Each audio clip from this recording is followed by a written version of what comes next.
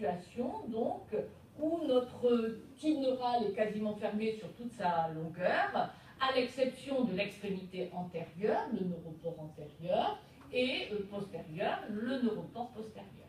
Je vous ai dit, cette fermeture, alors 24, 26, 26, 28, ce qui est constant, c'est que le neuropore antérieur se ferme toujours avant le neuropore postérieur.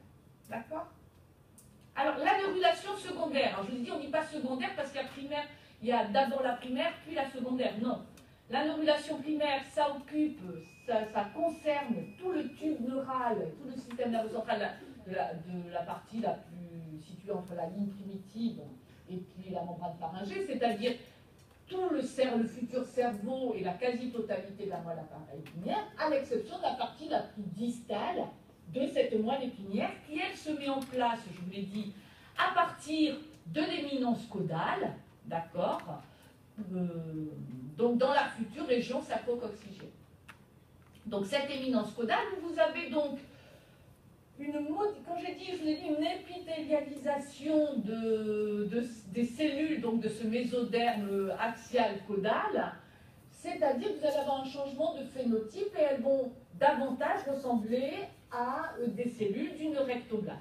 D'accord? Donc, épithélialisation des cellules de cette éminence caudale, phénomène de cavitation, apparition d'une lumière centrale, et finalement, raboutement, ils vont se remettre, cette partie la plus caudale, va se mettre en continuité avec le reste du tube neural.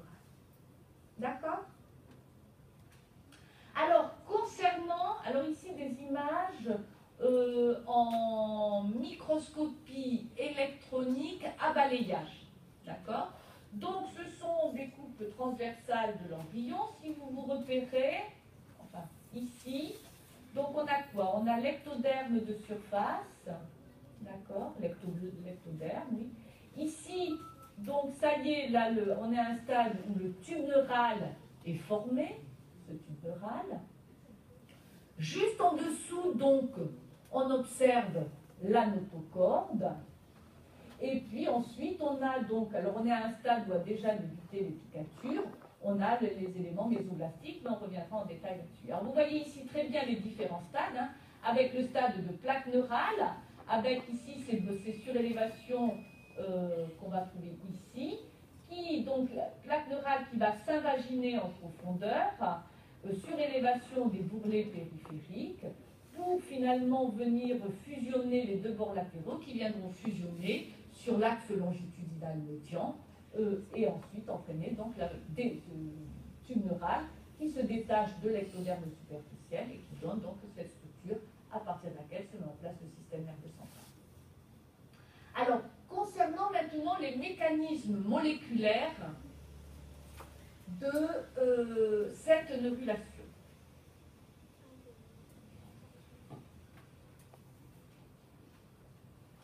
Alors, comment se fait l'induction de la plaque neurale?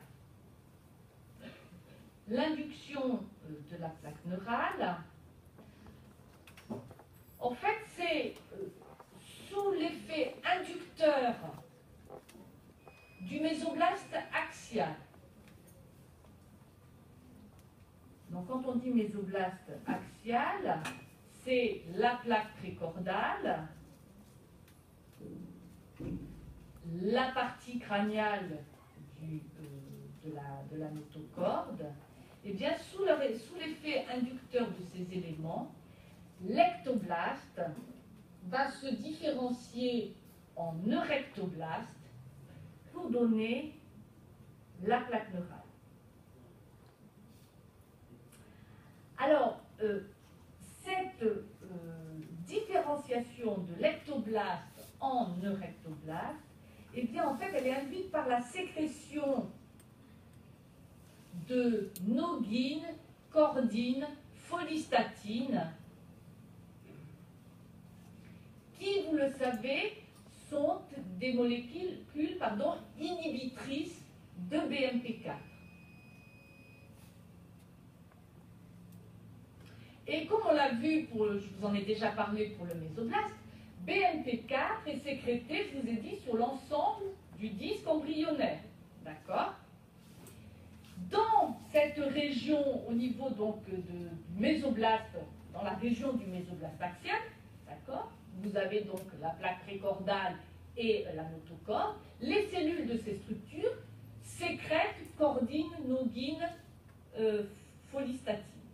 Et elles viennent donc localement inhiber BMP4. BMP4 seul, il induit l'effet de BMP4 sur l'ectoderme et d'entraîner sa différenciation en épiderme. D'accord? Donc l'effet de BMP4 sur l'ectoderme et d'entraîner sa différenciation en épiderme. On dit que BMP4 est dorsalisant pour l'ectoblaste. Sur l'axe longitudinal médian, vous avez inhibition de l'effet de BMP4. Et donc on va inhiber cet effet dorsalisant, c'est-à-dire inhiber la potentielle différenciation de cet ectoderme en épiderme, et donc par défaut, cet ectoderme situé sur l'axe longitudinal médian va se différencier en eurectoblaste. D'accord?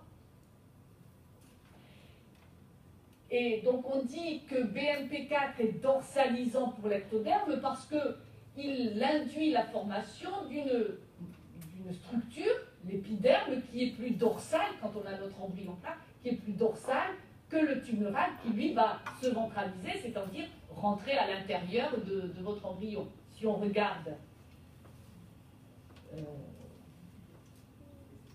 regarde ici, ça préfigure, pardon, cette région-là préfigure le futur dos de l'embryon, hein, d'accord? Et donc, vous avez, donc là, c'est la face dorsale de votre embryon qui n'est pas encore plicaturé, mais même quand il sera plicaturé. Et là, c'est la face ventrale. Et donc, le tube neural est une structure plus ventrale que ne l'est l'épiderme à ce niveau-là. C'est pour ça qu'on dit que BMP4 est dorsalisant pour l'ectoblaste, c'est-à-dire qu'il induit la différenciation de l'ectoderme en épiderme. Et dans les régions où BMP4 est inhibé, c'est-à-dire dans la région de la notocorde et de la plaque précordale, eh bien,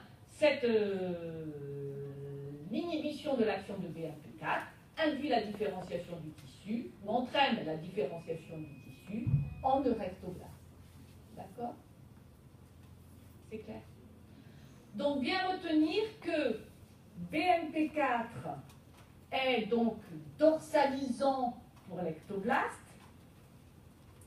En revanche, on a vu que BMP4, la fois dernière, on a vu que BMP4 est ventralisant pour le mésoblaste.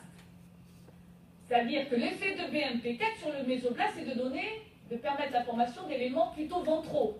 D'accord? Et c'est l'inhibition de BMP4 sur l'inhibition de BMP4 par noguine, cordine, folistatine, toujours au niveau de l'axe central, qui permet la différenciation du mésoblaste paraxial, qui donneront notamment les muscles axiaux dorsaux. D'accord?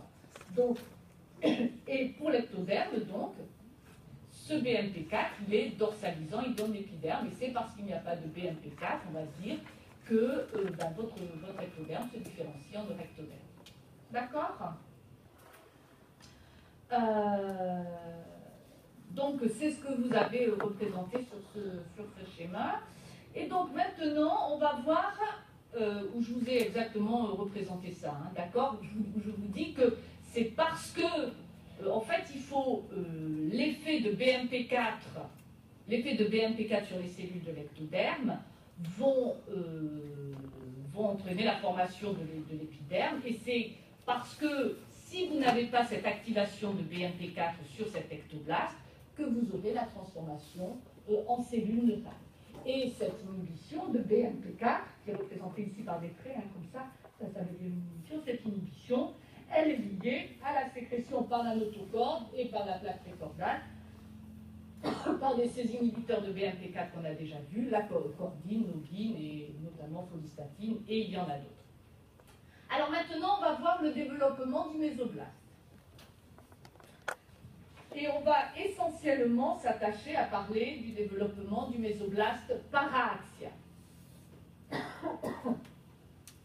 Donc ce mésoblaste paraaxial va commencer à se différencier au début de la 4e semaine avec l'apparition donc dans la région céphalique, dans ce territoire du mésoblaste paraaxial, l'apparition de segments de mésoblaste, de segments qui portent le nom de somatomères.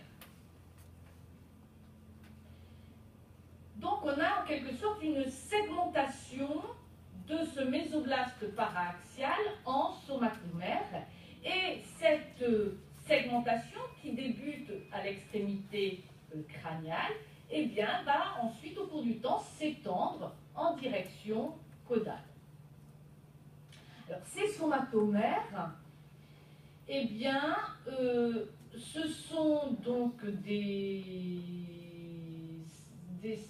c'est l'organisation, pardon, de cellules mésoblastiques qui vont s'enrouler en quelque sorte autour d'un axe central. Et alors, ces somatomères dans la région céphalique, eh bien, seront à l'origine de la formation de la plupart du mésenchyme céphalique, c'est-à-dire les os, les musculatures de la face, les os du crâne, etc. D'accord ? À partir, donc ça c'est vraiment dans la région la plus crâniale, on va dire. On regarde ce qu'on appelle la future région occipitale, c'est-à-dire juste en dessous de la formation du massif facial, hein. Eh bien, ces somatomères vont continuer leur évolution pour s'organiser en structures qu'on appelle des somites. Des somites qui, on va le voir, ont une partie médio-ventrale, qui sont constituées donc d'une partie médio-ventrale qui correspond au sclérotome, une partie médio-ventrale qui correspond au sclérotome, et une partie, on va dire, dorsolatérale qui correspond au dermomyotome. La première paire de somites apparaît vers le 20e jour du développement, d'accord, au niveau donc cervical. Et puis, donc, progressivement, donc quand on dit l'apparition, c'est vous allez avoir progressivement donc cette segmentation de ce mésoblaste paraaxial, avec à peu près formation de 3 somites par jour. Quand je dis 3 somites, hein, c'est 3 paires de somites. Hein. On est bien, puisque c'est un phénomène qui est symétrique, hein, en paraaxial du côté droit et du côté gauche. Hein. Donc à peu près mise en place de 3 paires par jour, avec un nombre définitif de somites qui est de 42 à 44 paires de somites, et on arrive à ce moment-là, on est aux environs donc de la fin de la 5e semaine de développement. Ce mésoblaste paraaxial, ces somites, eh bien, vont être à l'origine de la formation du squelette axial. Alors, c'est quoi le squelette axial? C'est-à-dire donc des vertèbres, de toute la musculature axiale, mais aussi des muscles du tronc, des membres, et puis d'autre part, à l'origine de la formation des tissus sous-cutanés et du derme. D'accord? La peau, vous verrez, qui est constituée d'épiderme, de derme et d'hypoderme. L'épiderme, on l'a vu, est constitué d'ectoblastes. Je